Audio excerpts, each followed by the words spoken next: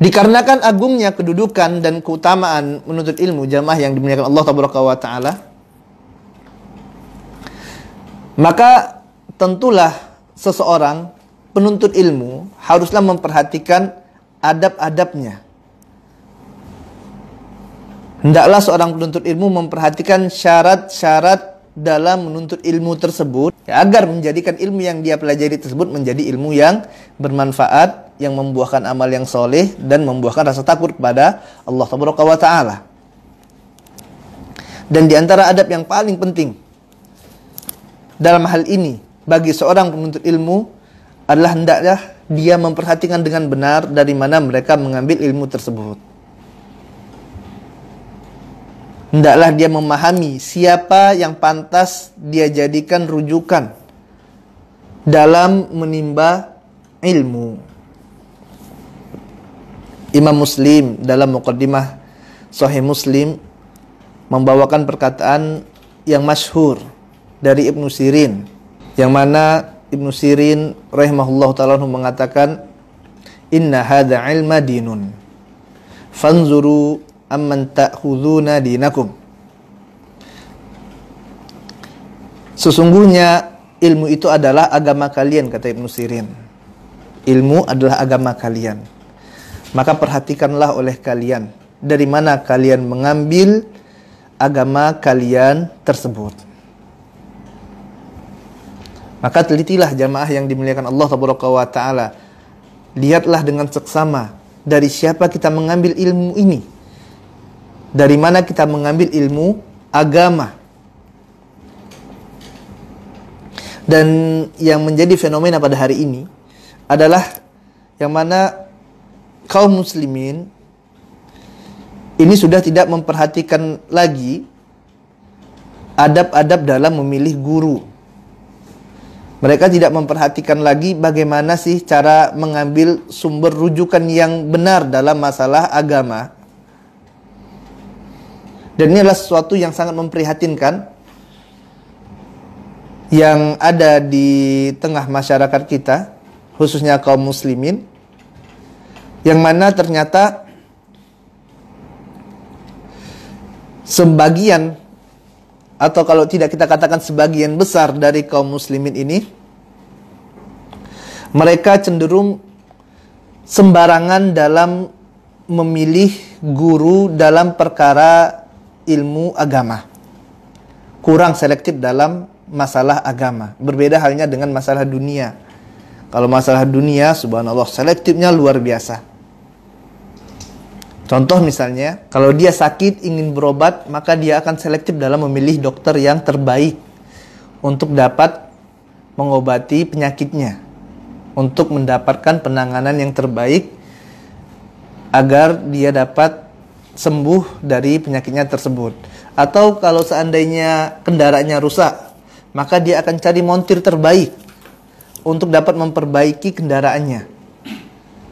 Motornya rusak, cari ini mana bengkel yang paling bagus ya.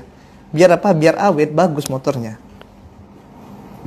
Ini dalam perkara dunia. Kalau dalam perkara akhirat, terkadang bahkan kita katakan tadi, sebagian besar kaum muslimin tidaklah selektif dalam memilih guru.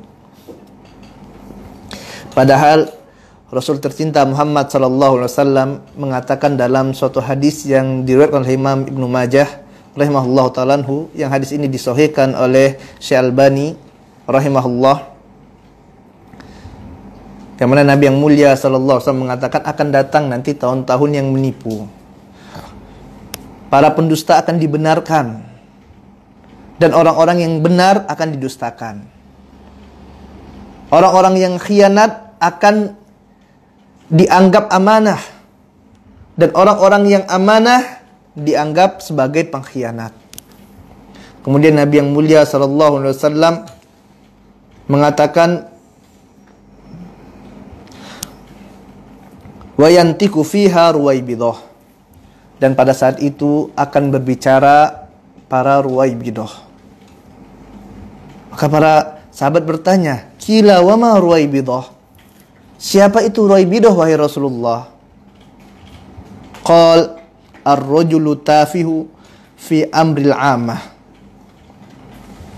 Maka Nabi yang mulia SAW mengatakan dia adalah ar-rajulu tafihu fi amril amah, yaitu orang yang bodoh yang ikut campur dalam urusan-urusan yang umum, dalam urusan masyarakat luas.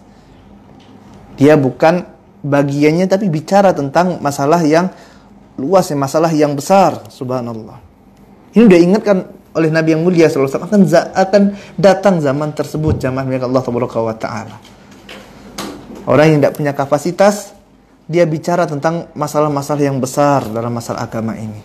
Subhanallah.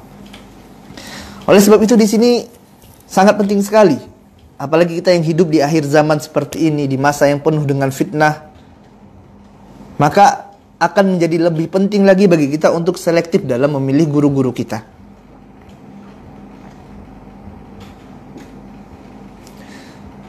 Apalagi sekarang ya subhanallah, kita lihat kaum muslimin yang menjadi tolak ukur mereka untuk mengambil guru apa? Pertama, lucu. Pokoknya kalau udah bisa melawak, udah bisa lucu, udah tuh banyak pengikutnya. Nanti pulang kajian, apa yang dapat? Ustadznya lucu. Lucu sekali ya. Dari awal sampai akhir kajian ketawa terus. Sebagian yang jadi tolak ukur apa? Ganteng. Ustaznya harus ganteng, berpenampilan menarik. Kalau tidak ganteng, tidak lulus seleksi. Kalau ganteng, banyak tuh yang suka. Kemudian apalagi yang menjadi tolak ukurnya? Retorika. Pandai dia bicara, mantap retorikanya, udah banyak pengikutnya. Ini adalah sesuatu yang tentulah kurang tepat jamaah yang dimuliakan Allah Taala. Dan ini tidak sesuai dengan manhaj yang benar dalam memilih guru tersebut. Dijelaskan oleh para ulama salaf. Al-Imam Al-Bukhari dalam riwayat Imam Bukhari dalam Adabul Mufrad dikatakan bahwasanya Abdullah bin Mas'ud radhiyallahu ta'ala anhu berkata di hadapan murid-muridnya para tabi'in. Abdullah bin Mas'ud radhiyallahu ta'ala anhu mengatakan, sesungguhnya kalian pada hari ini, pada masa kalian sekarang ini, di zaman sekarang ini, ulamanya banyak dan khutobanya sedikit. Pada zaman Abdullah bin Mas'ud dahulu, zaman para sahabat masih hidup, yang alimnya banyak sekali. Ya, banyak orang-orang alim. Tapi khutobanya sedikit. Khutobah itu apa sih? Orang-orang yang jadi khotib, orang-orang yang berceramah, itu tidak banyak. Tapi yang alimnya banyak. Dan nanti akan ada zaman, kata Abdullah bin Mas'ud, yang mana ulamanya sedikit, khutobahnya banyak. Subhanallah. Artinya orang yang berilmu itu sedikit, tapi semuanya mau ceramah, mau khutbah. Ini adalah sesuatu yang keliru jamaah yang mulia Allah Taala. Makanya di sini para penuntut ilmu dituntut untuk dapat selektif. Kenapa? Karena banyak khutbah. Penceramah banyak, tukang ceramah, tapi ilmunya zong. Tidak ada ilmu yang disampaikan. Yang disampaikan cuma kisah-kisah khurafat, cerita-cerita. Bahkan sebagian yang disampaikan adalah isi-isi koran, Masya Allah. Berita-berita yang hangat. Tidak ada ilmunya. Retorikanya bagus memang. Khutbah, subhanallah. Yang dibawa apa? Isu politik. Dari awal hingga akhir khutbah, tidak ada satupun hadis Nabi yang mulia SAW yang dibawakan. Tidak ada juga ayat Al-Quran. Kalaupun ada, tidak sesuai dengan pemahaman para salaf dalam menafsirkannya. Lalu dah rusak. Khutbah. Ya, banyak khutbah. Pokoknya apa? Berani khutbah. Pokoknya berani ceramah. Modalnya apa? Bisa ngomong.